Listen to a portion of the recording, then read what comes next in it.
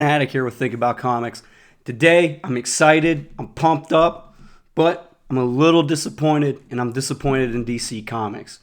I'm disappointed in them for a couple reasons. I'm going to break it down. I'm not going to be bashing any writers, any artists in particular, because I don't work for DC. I'm not in the offices. I'm not in the rooms.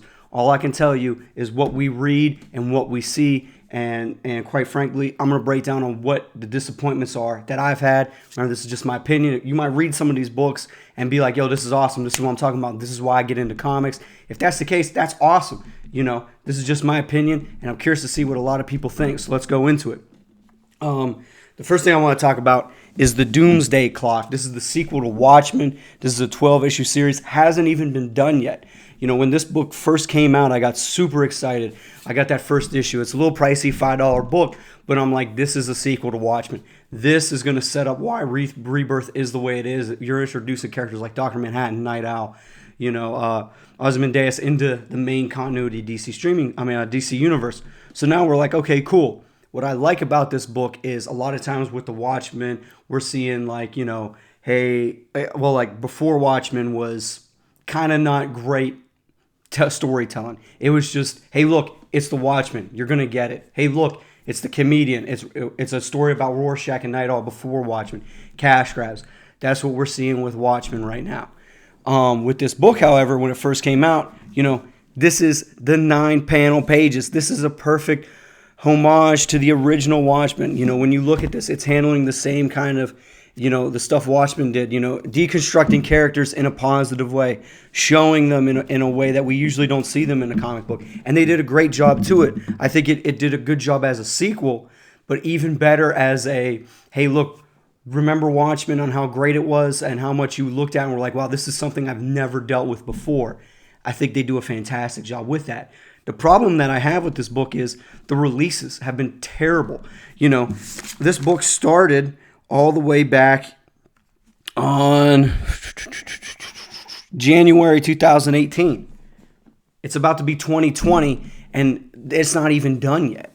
You can't do that with guys and girls who are going out and getting comic books, mainly because when we go and get them, we're getting several other books. It's so hard to read a story that's split up. You have 4, 5, 6 months in between. It's not fair. It's not fair to the reader. It's not fair to the buyer. It's not fair to the fan. Because there's so many times when I've been reading this, I have to go back and check to finish the story. The thing that really gets me is, this is a $5 book. The quality is definitely $5. But if you look, the first 6 issues, it could have been 4. It could have been maybe 3. This book is going on way longer than it has, and it's kind of turned into like this, oh, Watchmen's out, you know what? I'm not even going to pick it up. I'm going to wait for the trade. A book like this shouldn't be, I'll just wait for it. When this came out, I was like, I'm not waiting for the trade. I'm getting every 12 issues. And now if you look at the trade, it's the first 6 issues. So this is $5. 5 times 6 is 30. They're selling already the first half of the story that isn't even finished. It's not. That's crazy. We paid $30 for these 6. Now you're selling that same thing for $25 on the hardcover trades. Why would I do that? As a fan, why would I go to the comic book shop and go get it? I would just wait and get it. I'm saving $5. I'm getting more quantity. I'm not waiting months over a period of time. It's just not good business. It's not good business for the retailer, for the store who's buying these, and then it's like, oh, well, I got everyone hyped up on it. You did all this, promotional stuff for it, and I just feel like they've abandoned it for something that was, what if Dr. Manhattan and Superman fought? That's a question that really went around because he's their god in this universe. Superman is essentially the god in the main continuity universe. Let's pin them together, see what happens. You have that going on here, and a ton of other stuff. This book has several problems. You have Lex Luthor trying to buy Wayne Industries. You have Ozymandias going into the main continuity universe. He's trying to finesse his own way. What's his hidden agendas? You have all these things in a book that's just been stretched out way too long for no reason. And for that, that's why I'm upset with this book. It could have been so much more, but it just fell flat because on how DC does it. The other thing I have that I'm just really, really disappointed. I was pretty hyped up because I didn't know what it was going to be. Is the Black Label in general. I have here the Snyder Capullo Black Label Last Night on Earth. The problem that I have with the Black Label is that when you look at what they wanted to do. They basically get rid of Vertigo. Vertigo Comics was creator-owned IPs that would get published under DC through the Vertigo imprint. They were, TV, MA stories that were pretty essential to what DC was. You could go get your Superman, Batman, Wonder Woman, and then go get your Hellblazer, get your Sandman, get whoever you wanted, Swamp Thing, those characters that were kind of offbeat. And they flourished because you could do so much more with them because they weren't held down by the main continuity of the DC universe. However, with Black Label, after reading, Batman Damned, Superman Year One, reading the first 2 issues of this, I feel like it shouldn't have been in a Black Label. It could have been printed regularly. We've read stories that are a lot, that have a lot more mature content that didn't get the special treatment that this did. What I really think Black Label was, hey, look, it's run by DC's run by AT&T now. Hey, look, we want to get money. We want to create all of our own stuff. We don't want to have creators who own certain pieces of their product, certain pieces of this. Just scrap it all together. Keep making Batman and Superman titles. We've had nothing but, Batman-related characters, with the exception of Superman. Wonder Woman's about to have a book get released. Why? Because Batman sells. That's all this is. This book has been going on way too long. It's only a 3-issue story arc. It's not even done yet. This book came out in July. 3 was supposed to come out this past Wednesday. It's been delayed till December. What are we doing? It's crazy. You're charging. You're taking a book.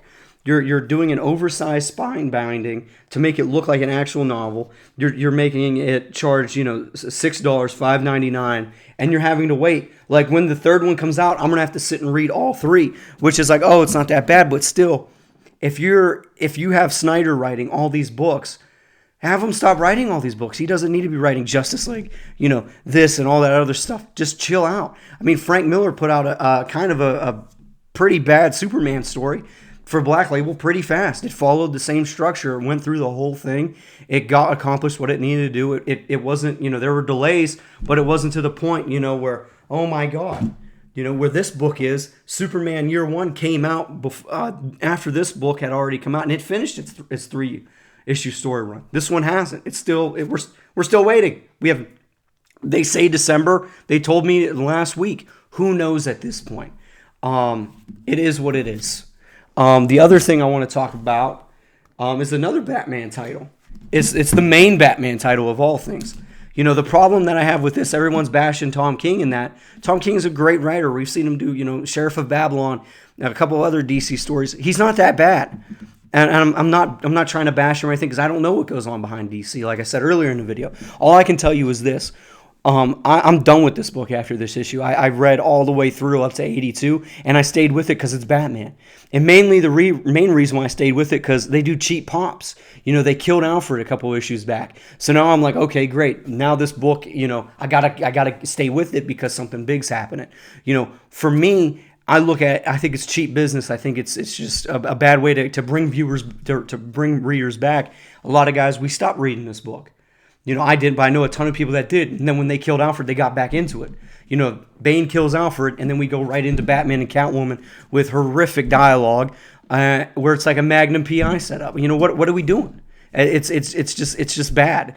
And once again, we get another cheap pop ending. I won't spoil it because this book just came out. You're reading it. The dialogue's terrible. The fight sequences, that's all it was. It was just a page turner book. There was real no plot, and it's just ridiculous. It's come to a point where you think Batman's your main book for DC because there's so many of them. If you're a Batman fan, you're spending at least $60 a month getting all the Batman titles that he's in. And for having the main Batman book be so bad, it's a shame. And DC really needs to sit there and say, okay, we need to work on doing a storyline plot. You can bring in the best writers, but I feel like there's definitely constraints on it. Because when you look at, what Tom King's done in the past, to see what's getting put out, I don't think it's all him. I think there's got to be something at DC going on for what we're getting in the Batman books right now is terrible.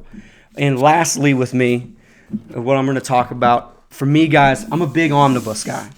The reason why I like doing the omnis is it's that premier collecting, experience. You get this hardcover that has most of the run, if not all of it, of one writer, one artist, and it highlights the key points of a run.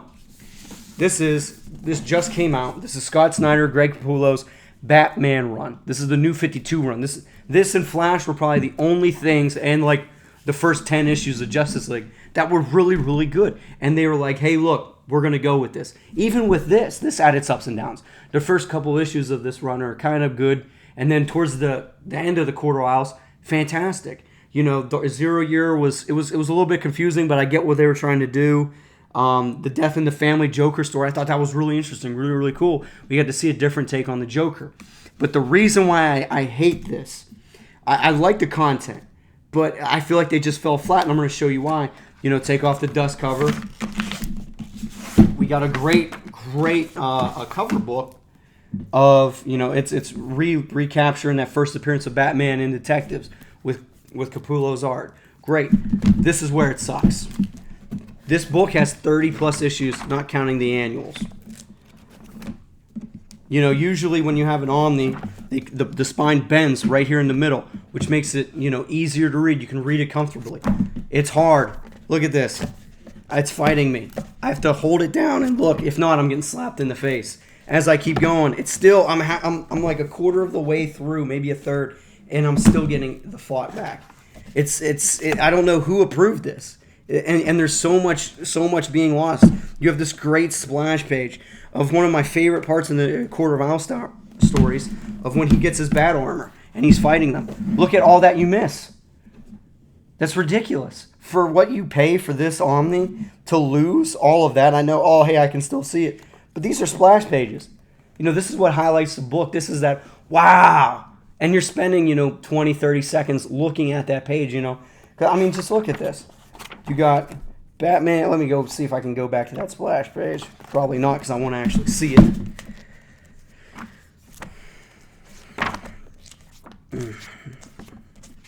But anyway, like what I was trying to say with the splash pages is you're losing it. You're losing a lot of it. I mean, I have to. Here's another splash page that's really cool. When he's fighting all the Court of Owls, he kind of goes in like a rage mode or a berserker rage. If you're looking at it, I gotta hold it down and do this, and I have it coming up in me there. And if I just let go, it's going like that. It's unacceptable.